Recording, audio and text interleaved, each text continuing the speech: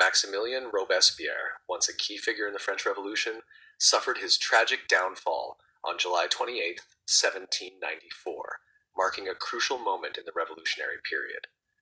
Robespierre's fall is often considered a dramatic turning point in the course of the revolution, symbolizing the collapse of the Reign of Terror and the shift from radicalism to a more moderate government. His downfall was a combination of political errors, growing opposition, and his failure to maintain support from both his allies and the revolutionary population. Maximilien François Marie Isidore de Robespierre was born in 1758 in Arras, France, into a bourgeois family. He was educated in law and became a lawyer, earning a reputation for his unwavering sense of justice and his commitment to defending the disadvantaged. Robespierre was one of the most prominent leaders of the Jacobin Club, a radical political group that played a central role in the revolution. He was known for his inflexible stance on revolutionary principles and his dedication to the ideals of virtue and the general will. Robespierre's rise to power coincided with the growing instability in France at the end of the 18th century. The revolution had begun in 1789, driven by dissatisfaction with the monarchy, economic difficulties, and the desire for social and political change. By 1793, France was embroiled in a war with foreign monarchies and internal uprisings, and revolutionaries faced a constant threat to their survival. This state of emergency led to the establishment of the Committee of Public Safety, CPS, which Robespierre would come to dominate. In this crisis context, Robespierre advocated for a policy of revolutionary justice, which included the use of terror to eliminate perceived enemies of the revolution. This policy was based on the idea that virtue and terror were necessary to safeguard the revolution and ensure its success. Under Robespierre's influence, the CPS oversaw the execution of thousands of people, including political opponents, perceived counter-revolutionaries, and even former allies. The guillotine became the symbol of the Reign of Terror, and Robespierre's commitment to this policy made him one of the most feared men in France. However, by 1794, the political climate began to shift. Robespierre's dominance in the revolutionary government was challenged by growing opposition from various factions. One of the main sources of opposition came from the more moderate members of the National Convention, who were increasingly concerned about the excesses of the terror and the concentration of power in the hands of the Committee of Public Safety. These moderates, led by figures such as Jean Lambert Tallien and Paul Barras, began to see Robespierre as a threat to their own power and influence. Furthermore, Robespierre's policies, especially his purges of perceived enemies, had alienated many of his former allies. His emphasis on virtue and his inflexible attitude toward dissent led to growing paranoia and distrust among the revolutionary leaders. Even within the Jacobin Club, disagreements began to surface. Some of his closest allies, such as Georges Danton and Camille Desmoulins, were arrested and executed on his orders. These actions not only eliminated potential threats, but also sowed the seeds of discontent among those who had once supported him. The immediate trigger for Robespierre's fall was the speech he delivered on July 26, 1794.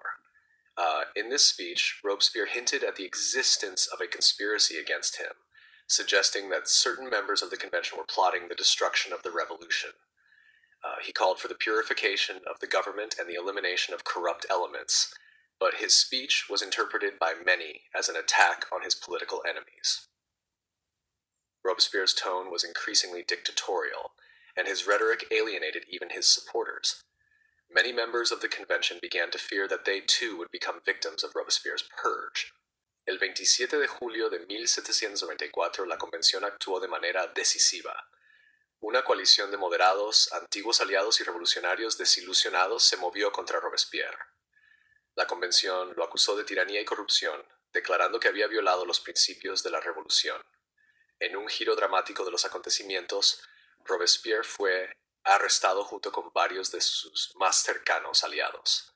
Al día siguiente, el 28 de julio, Robespierre y sus seguidores fueron ejecutados por guillotina, marcando el fin del reino del terror. La caída de Robespierre fue el resultado de varios factores. Su radicalismo, su dependencia del terror y su negativa a comprometerse alienaron tanto a sus aliados políticos como al público en general. Aunque había sido un defensor de los ideales revolucionarios de libertad e igualdad, sus métodos autoritarios, incluido el uso de la guillotina, fueron cada vez más vistos como contradictorios con esos principios. Su énfasis en la virtud y la pureza moral, aunque atrajo a algunos, fue visto como una imposición de su propia agenda ideológica sobre la revolución.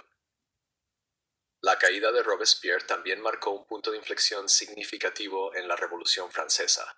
Dio lugar a un cambio en el panorama político de Francia, ya que las facciones más moderadas tomaron el control del gobierno revolucionario.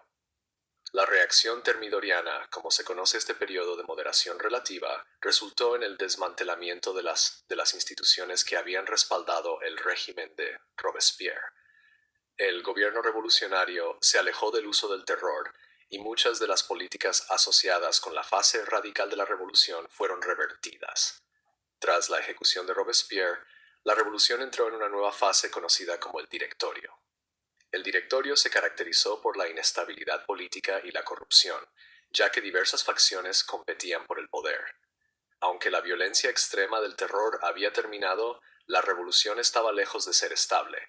El clima político seguía siendo volátil y el gobierno revolucionario luchaba por mantener el control del país. La caída de Robespierre no puso fin a la revolución, sino que abrió la puerta a nuevos desafíos a los ideales de la revolución. El legado de Robespierre es un tema de considerable debate. Para algunos, sigue siendo un mártir de la causa revolucionaria, un hombre que busca establecer una sociedad justa, pero que fue destruido por las mismas fuerzas que intentó derrotar. Para otros, representa los peligros del radicalismo y el potencial de que los revolucionarios se conviertan en tiranos. Su caída sirve como una advertencia sobre los peligros de la pureza ideológica y la concentración del poder en manos de unos pocos individuos. Aunque su carrera política terminó en tragedia, los eventos que rodearon su ascenso y caída tuvieron un impacto duradero en el curso de la Revolución Francesa y en la historia de la Francia moderna. En conclusión, la caída de Robespierre no fue solo el fin de un hombre, sino la culminación de una lucha política más amplia que marcó la compleja y tumultuosa historia de la Revolución Francesa. Fue un momento de ajuste político, donde los mismos ideales que habían inspirado a los revolucionarios fueron puestos a prueba. La caída de Robespierre y el posterior fin del Reino del Terror señalizó un cambio del radicalismo y el terror hacia el comienzo de una nueva fase de la revolución. El legado de su ascenso y caída sigue moldeando cómo entendemos las complejidades de los movimientos revolucionarios y los peligros del extremismo político.